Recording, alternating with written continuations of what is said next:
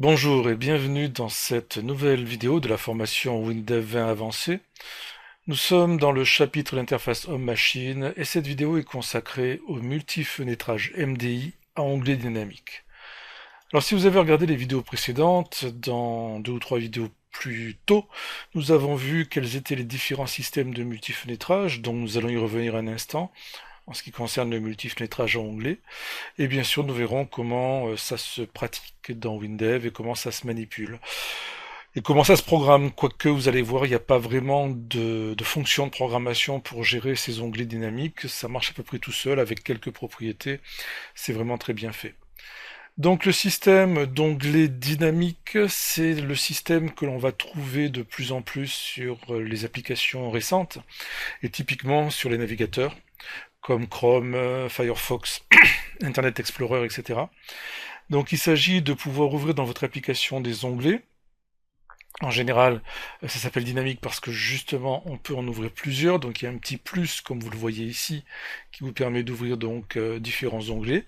Ça c'est la première chose, donc à volonté, autant que l'utilisateur en désire. Et ensuite, on va pouvoir également les détacher.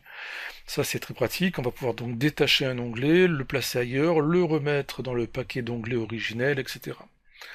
Dans WinDev, dans ces onglets, on va pouvoir mettre à peu près ce que l'on y veut, enfin tout ce qu'on veut, en vérité, c'est une fenêtre de toute façon. Soit le contenu est figé, dans ce cas-là, vous mettez évidemment ce que vous désirez par rapport aux besoins de l'application. Soit le contenu peut être dynamique, comme dans n'importe quelle fenêtre. On va également décider de ce qui doit apparaître dans les fenêtres nouvellement créées. Donc vous pouvez avoir un certain nombre de fenêtres figées au départ, avec un contenu figé par exemple, et des fenêtres dynamiques, des fenêtres qui vont se créer au fur et à mesure en cliquant sur le petit plus, et qui vont contenir quelque chose que vous aurez placé vous-même dans une fenêtre interne. Voilà, nous allons voir tout de suite comment ça fonctionne. Attaquons le sujet. Alors pour ça, nous allons créer une nouvelle fenêtre, évidemment. Allons-y tout de suite. Nouvelle fenêtre normale, je dirais vierge. Voilà, je vais, comme d'habitude, donc la diminuer un petit peu, l'enregistrer en lui donnant un petit nom. Alors on va tout de suite l'enregistrer, on va l'appeler fenêtre onglet. Voilà, par exemple. Ça illustre bien le sujet. Vous savez que notre application n'a pas de sujet bien précis, il s'agit vraiment d'un ensemble de démonstrations en rapport avec les différents sujets que nous devons aborder dans cette formation. Donc j'ai créé une fenêtre que j'ai appelée onglet et je vais y placer les onglets dynamiques. En fait, c'est ici que ça se trouve, dans l'onglet création de la barre d'onglets. Vous avez donc ici à droite dans la partie conteneur, onglet dynamique. Alors ça se place comme n'importe quel élément sur la fenêtre. Voilà, ça remplit automatiquement la fenêtre, donc ça, il y a un système d'ancrage automatique, ça c'était une des nouveautés de la 20, comme vous devez peut-être le savoir. Donc vous voyez que dans cet onglet dynamique, on a pour l'instant un premier onglet et un petit plus pour pouvoir en créer d'autres. Je vais y mettre quelque chose à l'intérieur, histoire que ce soit pas vide et que ce soit quand même visuel. Donc on va mettre par exemple un petit libellé. On va écrire ici premier onglet, si j'arrive à double-cliquer dessus. J'ai du mal à attraper le petit libellé. Voilà.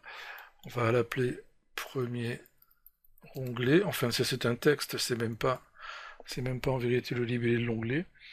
On verra ça plus tard. Dans premier onglet, voilà, on peut mettre un petit bouton, on peut y mettre une image. Voilà, c'est simplement pour qu'on le distingue des onglets vides. Donc je vais aller placer une image quelconque. Celle-là, elle me va très bien. Voilà. Alors elle a déjà un nom, elle est déjà utilisé. Oui, on va la renommer. Ok. Et je la mets en nomothétique centré. C'est pas de toute façon l'objet de la démo. Voilà, donc maintenant que cette fenêtre est faite, on va la tester.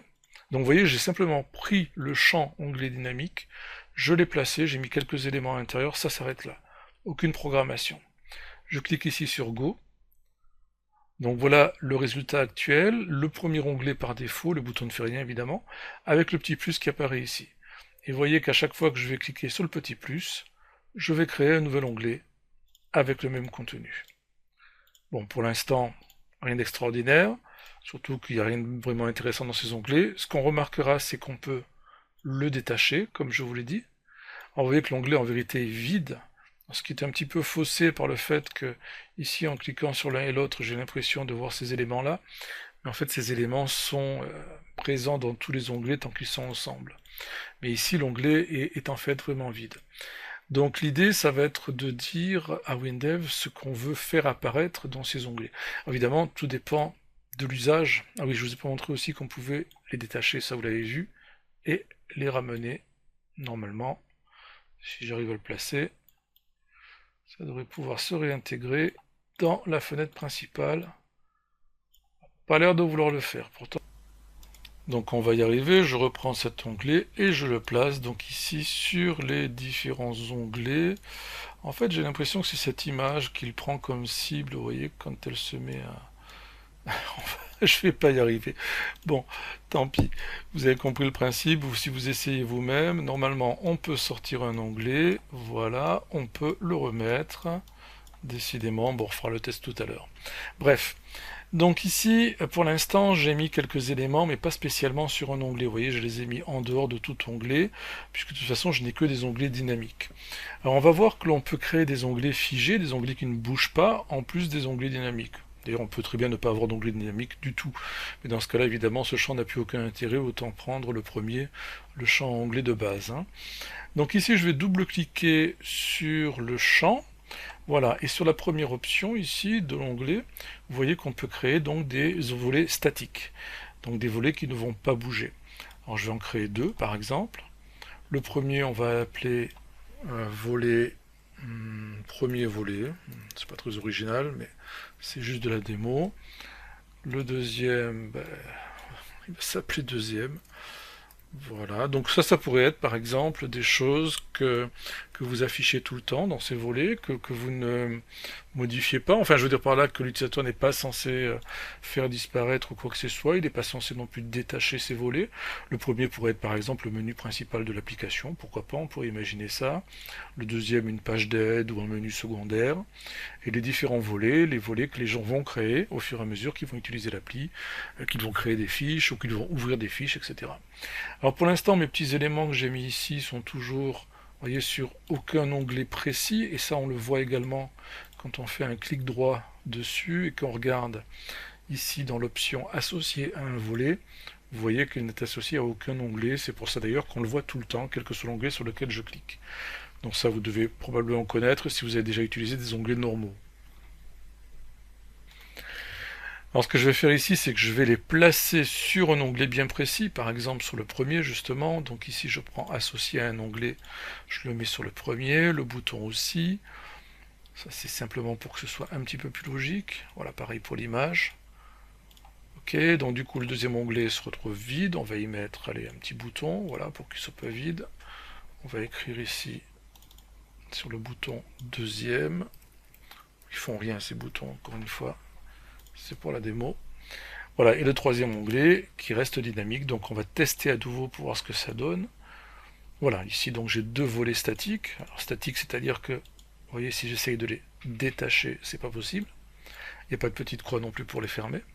Par contre, j'ai toujours le petit plus pour aller créer des volets dynamiques que je peux détacher et que je vais pouvoir rattacher à volonté. Alors il faut faire attention parce qu'en fait, si l'onglet est vide, ça marche pas très bien. Je sais pas trop si c'est un bug ou quelque chose de voulu. Voilà, mais si je viens ici sur un onglet existant, voilà, j'arrive à rattacher, vous voyez, quand l'autre derrière se retrouve un peu comme sélectionné.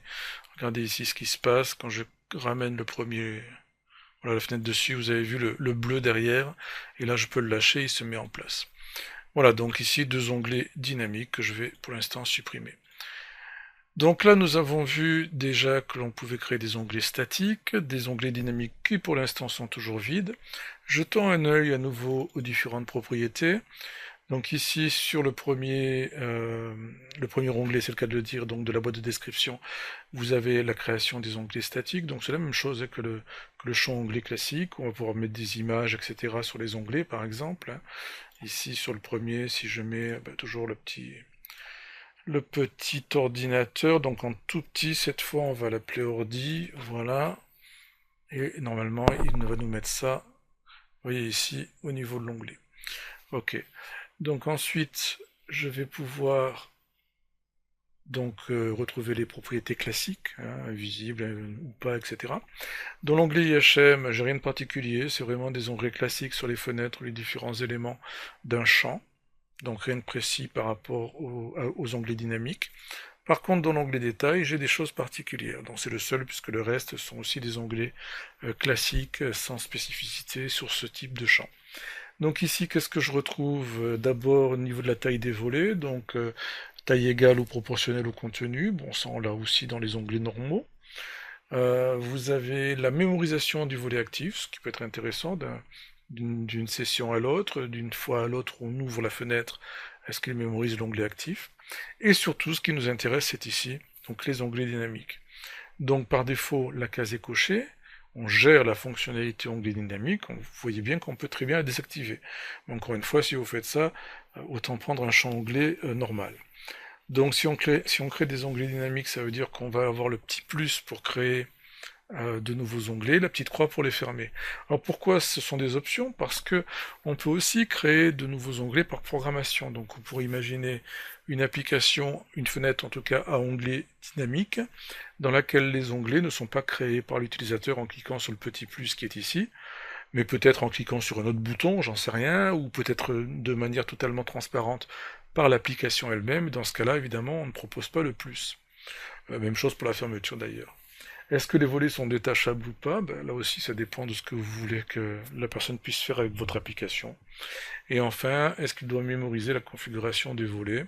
Quand il y en a plusieurs, notamment quand des volets ont été créés, etc. Ça peut être intéressant donc de mémoriser cette disposition. Ensuite, vous avez la notion de fenêtre interne. Voilà, c'est là que ça va commencer à devenir intéressant parce que notre onglet dynamique jusqu'à maintenant était complètement vide et on voudrait évidemment qu'il y ait quelque chose dedans. Alors, bien entendu, on pourrait très bien le remplir par programmation, pourquoi pas, mais on peut aussi le remplir tout simplement avec une fenêtre interne. Donc pour l'instant, on n'a pas de fenêtre interne puisqu'on n'en a pas créé depuis le début de cette formation. On va en faire une. De façon à demander, à préciser ce que l'on veut voir apparaître dans les onglets dynamiques. Alors tout d'abord, qu'est-ce qu'une fenêtre interne pour ceux qui ne connaissent pas? Eh bien une fenêtre interne, c'est tout simplement ce qu'on pourrait appeler une sous-fenêtre.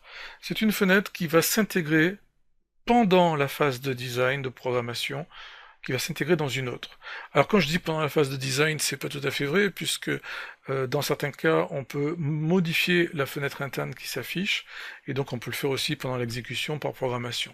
Mais c'est ça l'idée, c'est qu'on va avoir une partie de fenêtre, donc comme une sous-fenêtre, qui va pouvoir s'intégrer dans une fenêtre principale, grâce au champ fenêtre interne, ou alors sans le champ, si c'est déjà prévu, comme dans le cas des onglets dynamiques. On s'en sert pour un tas de choses, et notamment aussi dans Windows Mobile particulièrement. Donc ici, on doit créer une fenêtre interne dans laquelle on veut placer les éléments qui vont apparaître dans les fenêtres, dans les onglets créés dynamiquement. Donc allons-y, on crée une nouvelle fenêtre, on prend fenêtre interne. Alors contrairement à ce que laisse croire ce pictogramme, une fenêtre interne n'a pas justement de barre de titre ou de bouton. C'est sa particularité, voilà. Vous voyez ici, je viens d'en créer une. Vous voyez qu'elle n'a pas de bordure, pas de barre de titre, pas de bouton, et dans les propriétés, on ne trouve rien de tout ça non plus. Donc tout simplement, puisqu'elle ne peut pas être utilisée toute seule, elle va nécessairement s'intégrer dans une fenêtre existante, comme je disais à l'instant. Dans cette fenêtre interne, on peut y placer tout ce qu'on veut, tout ce qu'on place habituellement dans une fenêtre. Ici, pour faire quelque chose d'un petit peu concret, on va par exemple y placer les différents champs de nos tables, de nos fichiers. Je vais quand même l'enregistrer d'abord, donc je vais appeler cette fenêtre la fenêtre pour onglets. Voilà, pour les onglets dynamiques. Je vais ouvrir mes petits volets, je vais aller chercher dans une des tables, par exemple les plats, pourquoi pas, donc les éléments de la recette que je vais placer dans la fenêtre. Alors je prends nom, photo et recette, ça suffira largement pour cette démo. On va replacer un petit peu les champs, donc le nom par exemple je le mets ici, la photo je la mets là, hop c'est un petit peu trop à droite, voilà. La recette en elle-même je la mets juste en dessous, je vais l'agrandir puisqu'on a la place, et la photo un petit peu aussi, voilà. Bon. Ok, voilà ce que je veux voir apparaître dans chacun des nouveaux onglets que l'utilisateur va créer. Donc je vais enregistrer ça. je vais revenir sur ma fenêtre à onglets, propriété des onglets dynamiques, et ici je lui dis la fenêtre interne, quand on clique sur le bouton nouveau, ça sera ma fenêtre FI pour onglet. Évidemment, ça peut aussi se faire par programmation. Et le libellé par défaut sera nouvel onglet, mais ça pourrait être autre chose, et ça peut de toute façon là aussi se modifier par programmation. Je valide et je vais tester ma fenêtre interne, on enregistre. Voilà, donc ici j'ai ce que j'avais déjà tout à l'heure, mes deux onglets figés. Je clique sur le petit plus et vous voyez que je retrouve le contenu de la fenêtre interne. Alors c'est pas très joli tel que c'est fait là. D'abord c'est complètement au bord, bon ça c'est un détail esthétique évidemment, mais surtout c'est vide. C'est vide parce que j'ai pas demandé de faire autre chose, donc ça peut être intéressant qu'il affiche au moins le premier enregistrement. Donc là on va essayer de faire quelques modifications à ce niveau-là. Je prends ma fenêtre interne, je vais déjà aérer un peu parce qu'on vient de voir que tout était collé, donc on va descendre un petit peu tout ça. Voilà. Et on va faire en sorte que ça affiche au moins un des enregistrements. Alors le plus simple ici, toujours en restant dans l'idée de la démo, c'est de prendre le code de cette fenêtre interne, clic droit code, et d'aller dans la déclaration globale de la fenêtre interne plus précisément.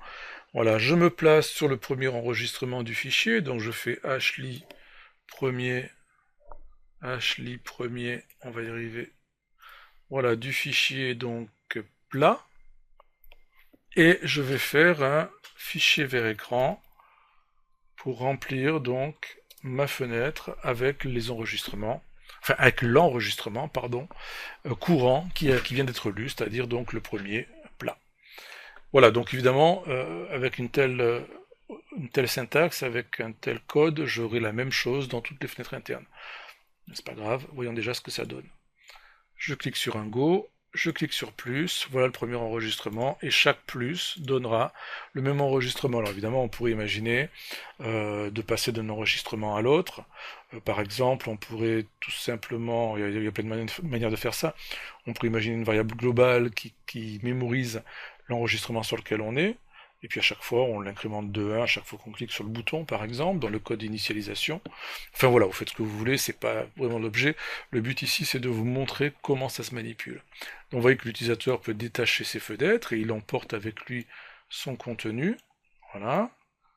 Donc là, du coup, tout à l'heure, j'arrivais pas à les remettre, maintenant, j'arrivais pas à les enlever. Voilà. Donc ici, bon, évidemment, elles contiennent la même chose. Vous voyez, et ça fonctionne à merveille. Donc voilà comment se manipulent dans les propriétés les fenêtres à onglets, les onglets pardon, dynamiques. Donc ici, grâce à cette fenêtre interne pour les nouveaux onglets. Au niveau de la programmation, il n'y a pas grand chose, vous allez voir, je vais vous montrer tout de suite la page correspondante. Voilà, ici vous voyez un petit résumé de ce que l'on pourra faire par programmation. Donc au niveau des commandes ou des fonctions comme vous voulez, vous en avez simplement une qui s'appelle onglet ouvre, donc qui permet par programmation d'ouvrir les onglets, ce que je disais tout à l'heure.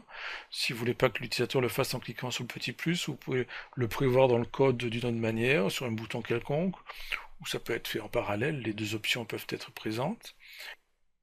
Et vous avez ici différentes propriétés rattachées au champ onglet dynamique qui vont vous permettre donc de modifier son fonctionnement, savoir si les onglets dynamiques sont acceptés ou pas, enfin sont proposés ou pas, est-ce qu'on propose le bouton de fermeture, est-ce que les volets sont détachables, donc la plupart de ces propriétés sont simplement des booléens, hein, ou vrai faux, pardon, ou oui non, c'est pareil. Donc vous regarderez dans l'aide évidemment la syntaxe correspondante. Vous pouvez aussi mémoriser la configuration, etc. Donc voilà, quelque chose de nouveau, mais de particulièrement intéressant dans cette version donc, de WinDev. Dans WinDev 20, ce sont les onglets dynamiques qui permettent de faire du multifenêtrage à onglets, comme on le fait dans beaucoup d'applications modernes et principalement dans les navigateurs. Alors bien évidemment, c'est pas nécessairement adapté à toutes les applications. Réfléchissez bien à votre interface, gardez toujours à l'esprit que l'interface la plus simple, c'est souvent la meilleure, comme on dit très souvent, et ne pas compliquer ce que les gens vont utiliser, et notamment en parlant de fenêtres, les gens se perdent assez souvent quand on a plusieurs fenêtres à manipuler, donc faire très attention à ça. Voilà, ben merci d'avoir écouté cette vidéo et à bientôt pour la suivante.